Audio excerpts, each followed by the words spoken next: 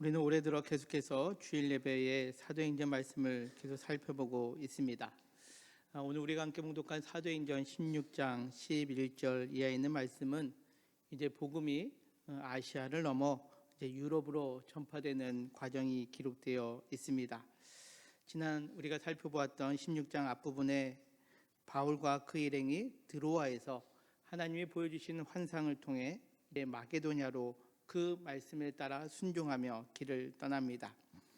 앞선 본문 사도행전 16장 10절에 우리가 나눴던 말씀 가운데 우리가 꼭 기억해야 할 단어가 하나가 있는데요. 사도행전 16장 10절 하반절의 말씀입니다.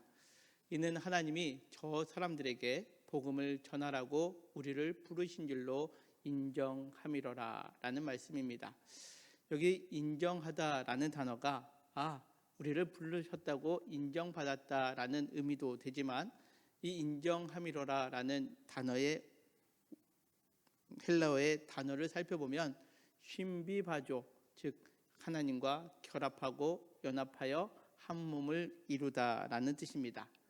이제 그 바울과 그 일행은 하나님과 한 몸을 이루어 하나님의 뜻에 따라 하나님께서 원하시는 곳으로 향해 나아간다라는 거죠. 하나님이 보여주신 그 뜻을 향하여 그것을 인정하고 내가 원하는 곳이 아닌 하나님께서 원하시는 곳으로 하나님과 연합한 사람이 나아가는 모습, 이것이 오늘 우리가 함께 봉독한 말씀 가운데 있는 내용입니다. 그렇다면 오늘 하나님과 연합한 이 바울과 그 일행들을 하나님께서 어떻게 이끌어가고 계시는지 오늘 본문 11절은 이렇게 말씀합니다. 함께 읽겠습니다. 우리가 드로아에서 배로 떠나 사모드라게로 직행하여 이튿날 네아폴리로 가고. 아멘. 그렇습니다. 드로아에서 이제 배를 타고 마게도냐로 가고자 할 때 그 드로아에서 배가 사모드라게로 직행하여 이튿날 네아폴리라는 곳에 도착했다라고 성경은 그렇게 기록하고 있습니다. 자, 우리가 지도를 한번 좀 살펴보겠는데요. 지금의 투르키의 서쪽 끝에 우리가 네모난 박스로 빨간색으로 드로아라는 지명이 우리가 표시되어 있습니다. 그 위쪽에 사모드라게를 거쳐 그 위에 있는 네아폴리라는 곳으로 배를 타고 갔다라는 거죠. 근데 이 길은 오늘 성경에 보니까 이틀 동안에 네아폴리로 갔다라고 기록하고 있는데 사실 평상시에 이 길은 이틀 만에 갈 수 있는 길은 아니다라는 겁니다. 왜냐하면 당시의 선박들은 배로 바람을 이용하는 범선이었습니다. 따라서 바람의 방향에 따라 또한 해류의 방향에 따라 그 여정이 달라지게 되는데요. 굳은 날씨가 또 바람이 원치 않는 방향으로 불게 되면 그 시간은 더 오래 걸릴 수밖에 없었다라는 겁니다. 사도행전 20장에 보면 이 빌립보 네아폴리에서 다시금 드로아로 가는 여정이 기록되어 있는데요. 사도행전 20장 6절에 보면 성경은 이렇게 말씀합니다.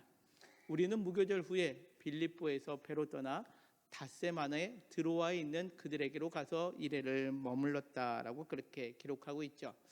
자, 이제 그 선교 사명을 감당하고 빌립보에서 배로 떠나 드로아로 가는데 이때는 얼마나 걸렸다고요? 닷새가 걸렸다라는 겁니다.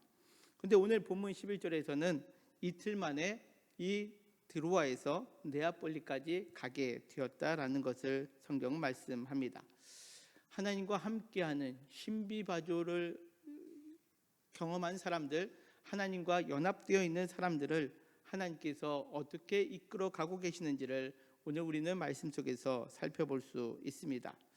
하나님께서 그들과 함께하여 주실 때 그들에게 순풍에 돛단 듯이 그들의 발걸음을 하나님께서는 이동시키고 있다라는 거죠.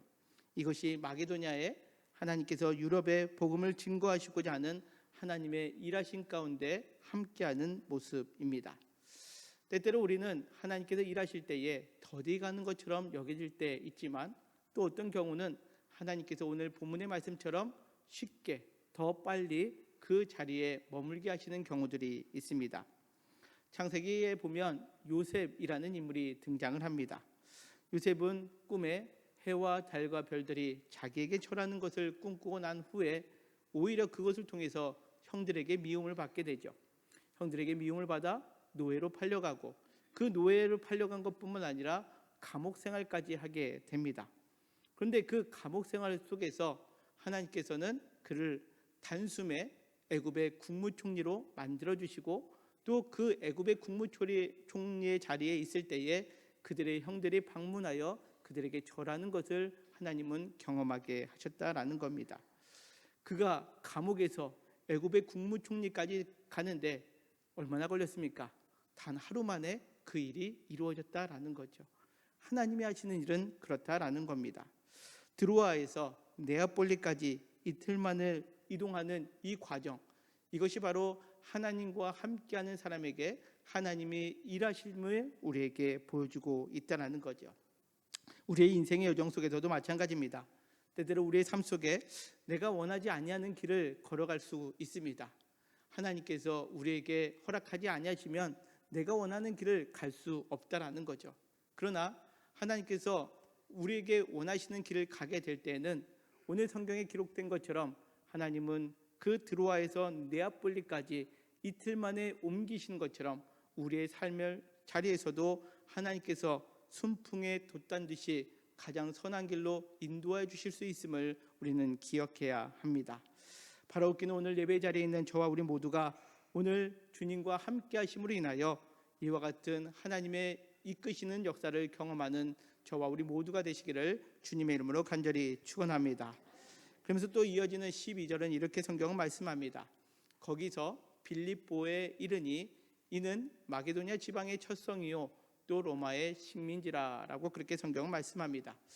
빌립보를 설명하는데 그전과 달리 이 빌립보에 대해서 설명이 자세하게 기록되어 있습니다. 마게도냐 지방의 첫 성, 그리고 또 로마의 식민지다라는 거죠.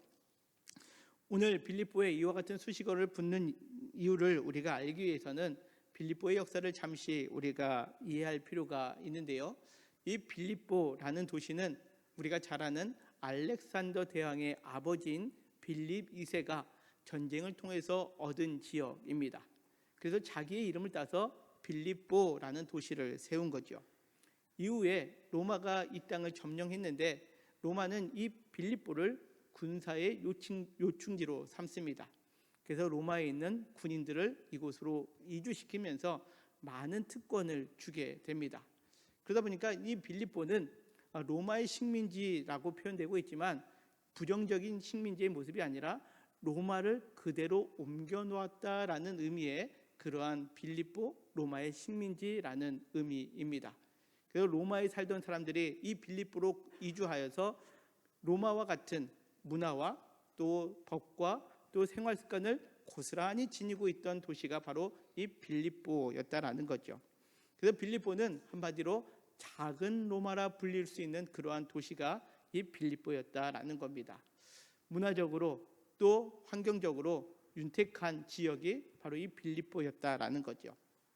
그렇다면 이 빌립보에서의 바울이 복음을 증거하는 모습은 어떠했을까요? 순탄했을까요? 그렇지 않았다라고 오늘 성경은 말씀합니다. 그와 같은 모습이 이어지는 13절에 기록되어 있습니다. 13절에 보면 안식일에 우리가 기도할 곳이 있을까 하고 찾았다라고 오늘 성경은 말씀합니다. 이것은 단지 기도할 곳을 찾기 위하여 우리가 찾아다녔다라는 의미가 아니라 여기 기도할 곳은 유대인들의 관습에 따라 회당이 없을 때에 기도할 곳을 찾는 것을 의미합니다. 우리가 지난 계속해서 사도행전 말씀을 볼 때에 바울의 전도 여정을 보면 바울은 제일 먼저 안식일에 맞춰 회당에 찾아가 복음을 전했습니다.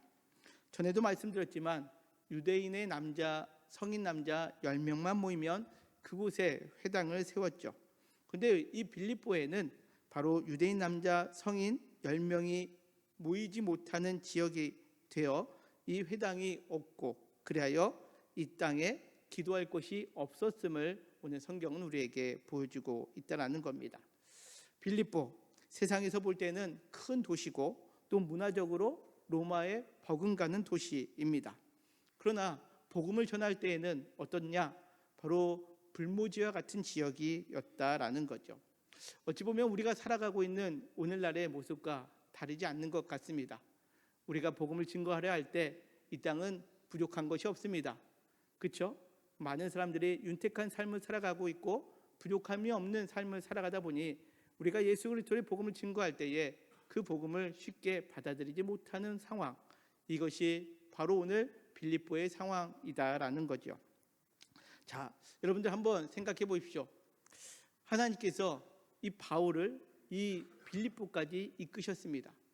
바울은 이곳에 올 생각이 없었습니다.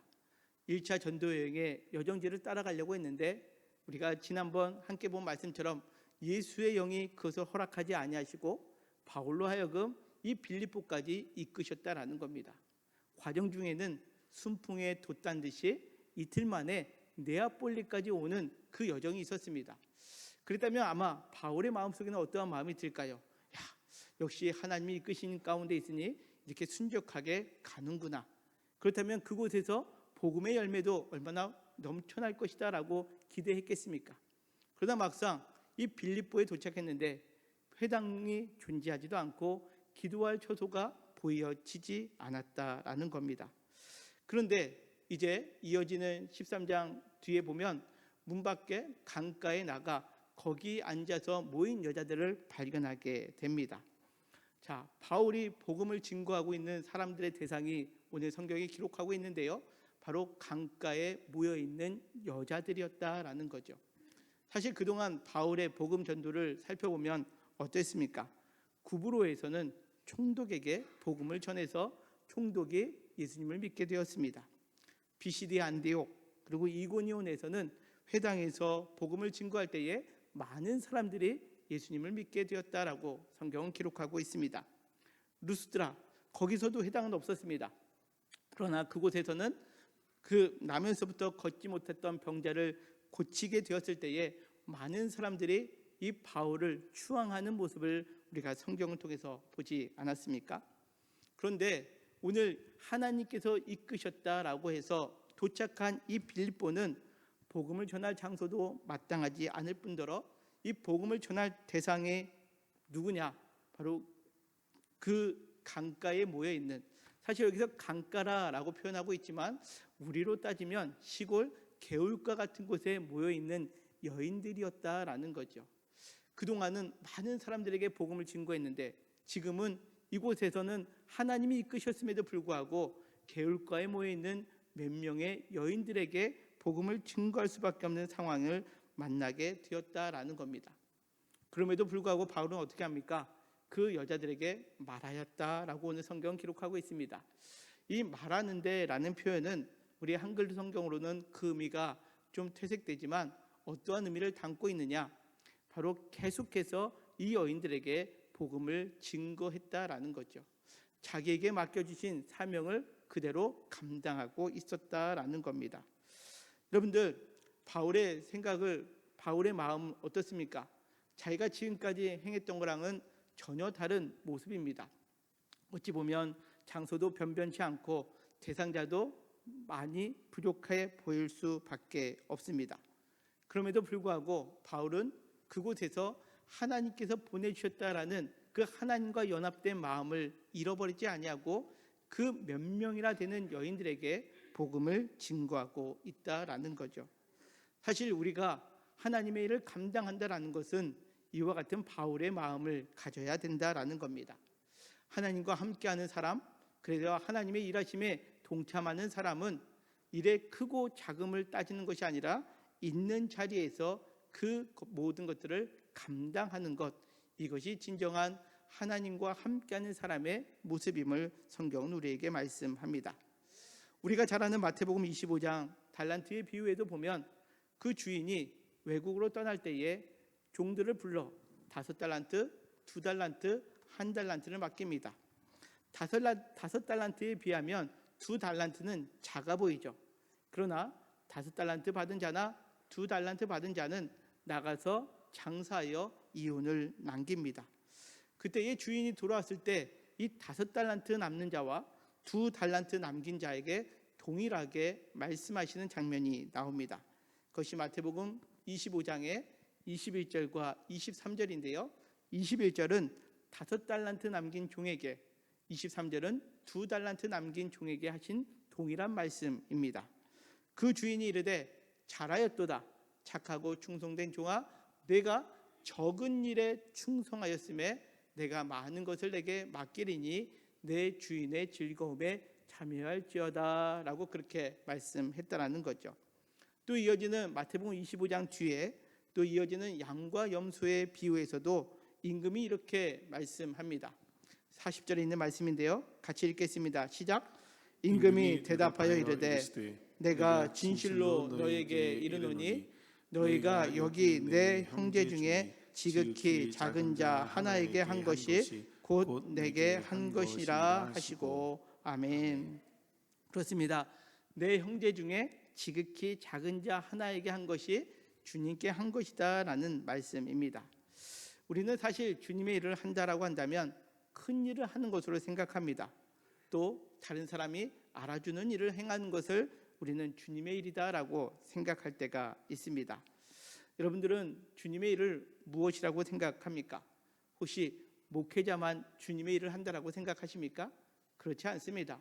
여러분들의 삶의 현장 속에서 행하는 모든 것들을 주님과 연합될 때에 그 모든 것들이 주님의 일이 되고 비록 작은 것이라 할지라도 주님과 연합된 모습으로 우리가 살아갈 때에 그 자리에 사소한 것이라도 그 일은 주님께서 우리에게 맡겨주신 일이고 그 일에 적은 것에 충성할 때에 주님은 우리에게 상급과 즐거움을 허락해 주신다라고 성경은 약속하고 있습니다.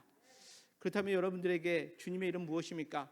여러분들에게 허락하신 가족들을 향하여 밥을 짓는 것도 주님의 일이 될 수 있습니다. 여러분들이 길을 가다가 교회에서 작은 휴지 조각 하나 줍는 것도 주님의 일이 될 수 있는 겁니다. 그 일을 감당할 때에 주님께서는 네가 보여지는 것, 네에게 맡겨준 것들을 작다 할지라도 소홀히 여기는 것이 아니라 그 일을 감당할 때에 하나님의 크신 은혜가 임하게 됨을 성경은 우리에게 말씀합니다. 오늘 바울에게도 마찬가지입니다. 그동안 사역했던 것과는 달리 낯선 곳에서 기도할 곳도 없는 곳에서 몇 명의 여인들에게 복음을 증거하는 일, 비록 세상에서 보할 때는 작은 일이라 할지라도 바울은 그 사명을 감당하게 되었을 때에 바로 이곳으로부터 유럽의 교회가 시작되고 있음을 성경은 우리에게 보여주고 있습니다. 그것이 이어지는 14절에 있는 말씀인데요. 두아디라시에 있는 자색 옷감 장사로서 하나님을 섬기는 루디아라 하는 한 여자가 등장을 합니다. 그 여러 명의 여인들 가운데 바로 두아디라시아에 살고 있었던 자색 옷감 장사하는 루디아라는 여인이 그 자리에 있었다라는 거죠. 그 여인은 하나님을 섬기는 루디아다라고 성경은 그렇게 말씀합니다. 이 여인은 이방인이었습니다. 그러나 유대인들의 영향을 받아 아마도 두아디라시아에 있던 유대인의 영향을 받아 하나님을 알고 하나님을 섬기는 마음을 가졌던 여인이었습니다.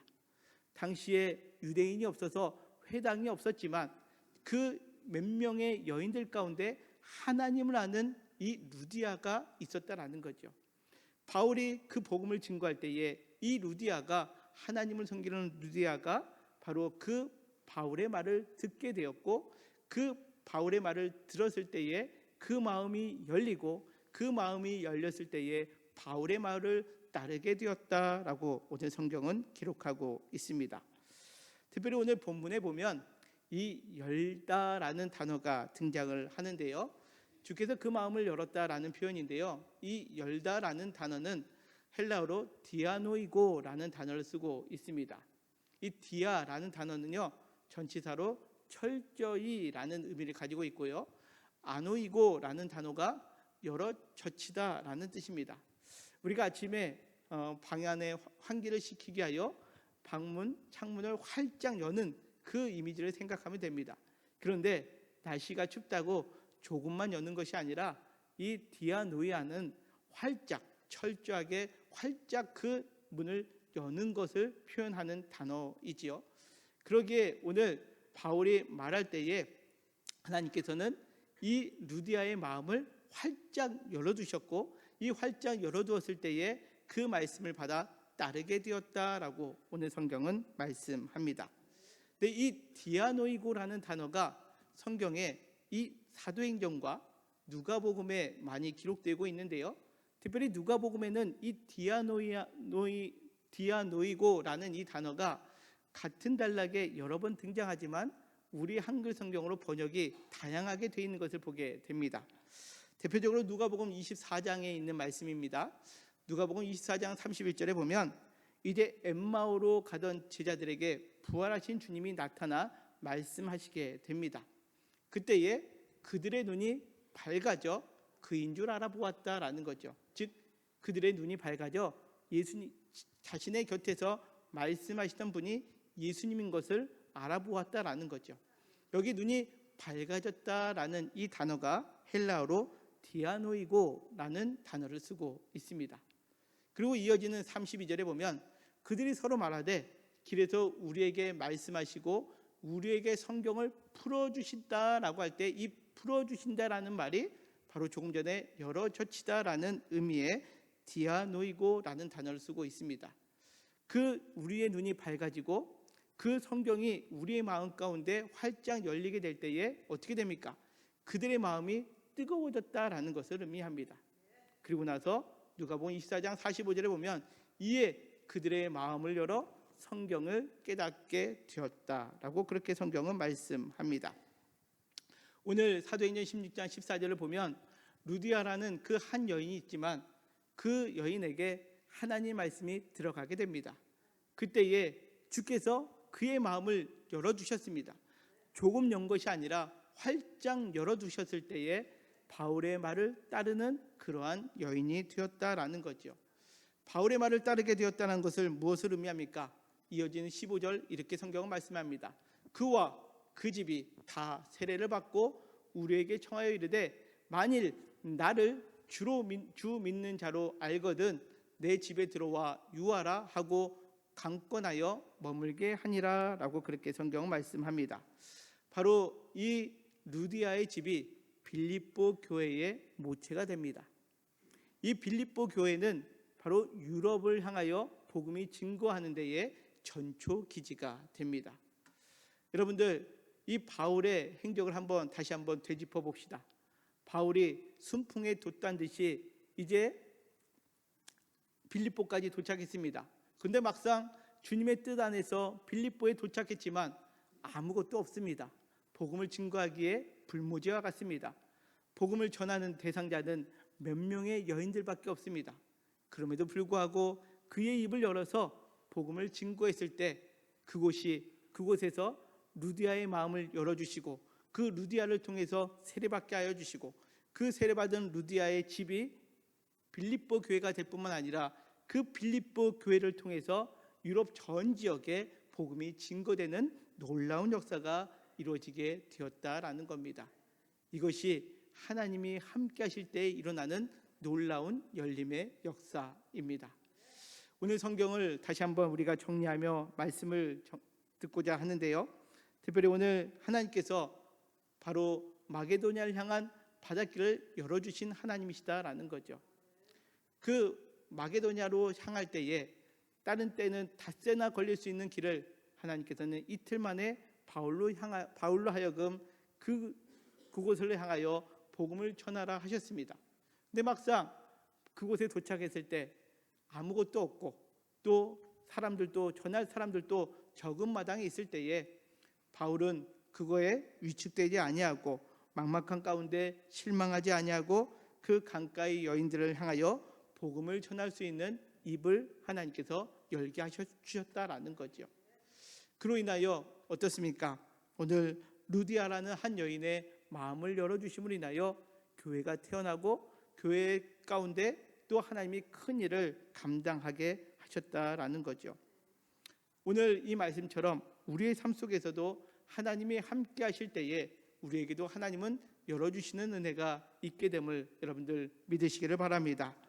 우리에게도 이 디아노이고 활짝 열어젖히는 은혜, 그래야 우리의 눈이 밝아져서 우리가 주님을 온전하게 바라볼 수 있도록, 또 우리의 마음이 말씀이 풀어짐으로 인하여 우리의 마음이 밋밋한 신앙생활이 아니라 오늘 엠마오로 가는 제자들처럼 뜨거워진 마음으로 또 우리의 마음이 열어젖혀져서 하나님께서 주시는 그 말씀을 순종해 따를 수 있는 그러한 은혜를 경험하는 저와 우리 모두가 되시기를 주님의 이름으로 간절히 축원합니다.